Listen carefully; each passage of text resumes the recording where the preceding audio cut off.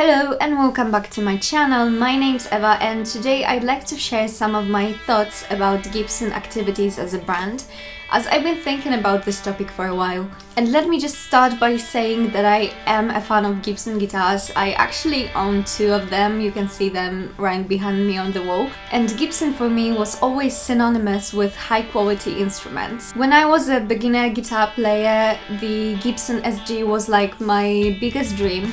However, recently I've noticed that the brand presence is slightly less appealing to me right now. So let me share some thoughts with you and maybe I'll spark a little bit of conversation in the comments later. So over the past few years, Gibson has undergone some significant changes, both in terms of its leadership as well as the approach to product. Gibson's presence in the market has definitely regrown and its reputation rebounded from being at the brink of bankruptcy. Right now they seem to have found their place and they seem to be heavily relying on the history and the recreations of the old models, not really bringing anything new to the table. I also noticed they are slowly shifting to being kind of a luxury brand, offering expensive and collector-grade models. The perfect example here is Greeny, where I think it all started, so the very limited custom shop Murphy Lab signature of Kirk Hammett.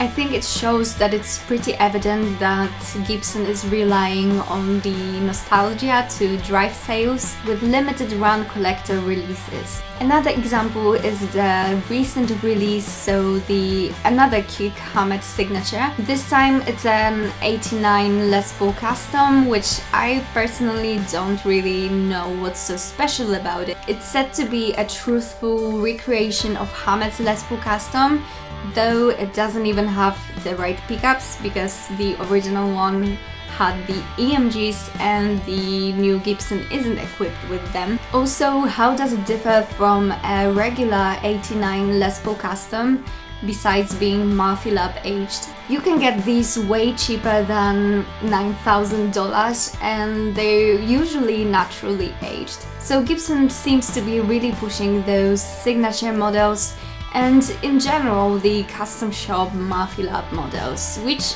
are pretty expensive. And another thing that actually shocked me recently was the release of the pickups that cost $1,000. They even come in a hard shell case. Like, who the hell is gonna carry the pickups in a hard shell case? Or if it's a collector's item, are they meant to be kept in the case instead of be put in the guitar?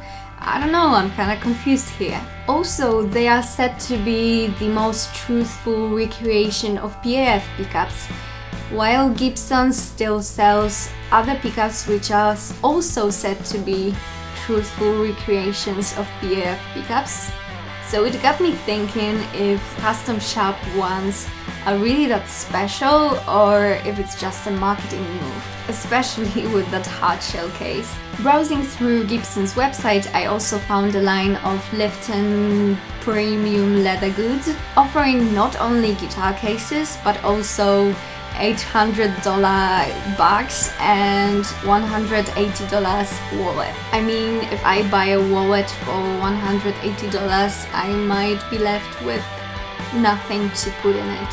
So these for me are the signs that Gibson right now is trying to be a more premium brand and targeting people with a lot of money. So as Gibson is shifting to being focused on more expensive models, the Epiphone, so the subsidiary brand, is changing as well. And I might be wrong here, but I've always thought about Epiphone as the guitars that you buy before buying your first Gibson guitar. So more entry-level, lower quality guitars. And right now it seems that besides offering models that would be affordable for starting guitar players, they also shifted their focus to higher end models. The most recent example is actually what inspired me to make this whole video.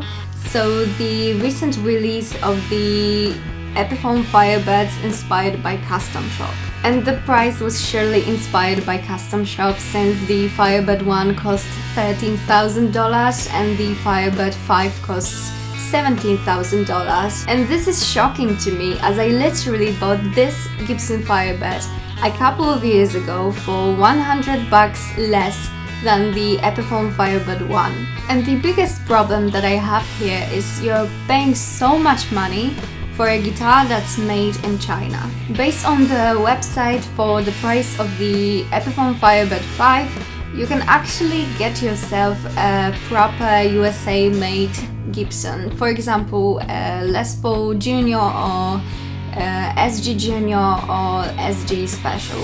And I honestly believe that these have more collector value than the Chinese-made Epiphones. Another issue that I personally have about these Epiphone inspired by Custom Shop is that they use laurel on the fingerboard instead of rosewood.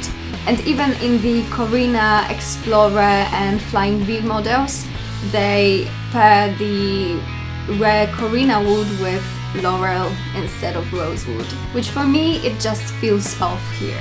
I have to admit I have no idea what's the quality of the new Firebirds or in general of the Inspired by Custom series, though for me it's still a Chinese made guitar and I doubt it's so exceptional. I have an Epiphone Les Paul Custom Jerry Cantrell signature which I bought out of curiosity, and I mean it's cool, but it's not even comparable honestly to the Gibsons I've played.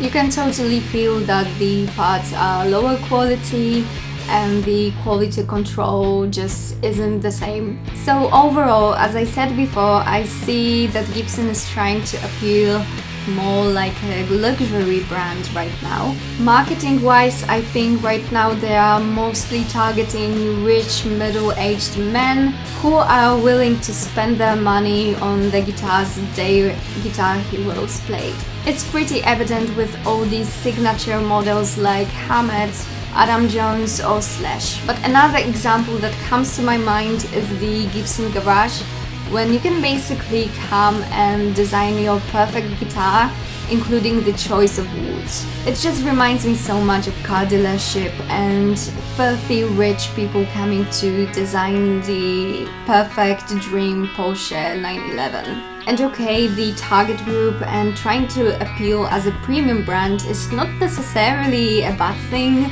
though I think they might be missing out on some other target groups.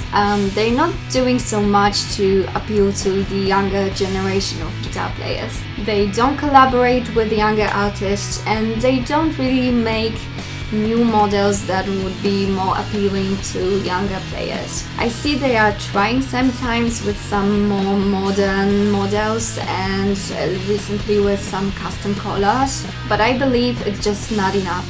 The truth is that young people don't really identify with Gibson brand right now, as they rather think that it's a brand for dinosaurs and, as I said, just middle-aged men who are inspired by rock heroes. I feel like right now when younger people are picking up their guitar, they are more likely to choose Fender as they are more open to collaborations with younger artists. They offer services like Fender Play where you can learn to play guitar. And from what I've seen in general, the marketing and social media is more targeted for the young people. So maybe that's just me, but I just think that they are more appealing to the younger generation. And I get it, Gibson aims at a slightly different demographic, but they might be missing out because those people aren't gonna live forever and aren't gonna buy guitars forever. So here are just a couple of thoughts that I've had recently about Gibson's activities. I hope it wasn't too chaotic as I was trying to mention a lot of different topics. So now let me know what you think about Gibson activities and your experiences with Gibson brand and Epiphone brand recently. Let's ignite the conversation in the comments. And as always, remember to subscribe to my channel and ring the bell to be notified when I post new videos, because right now I'm trying to make them weekly. Thank you so much for watching, I hope you enjoyed and see you next time. Bye!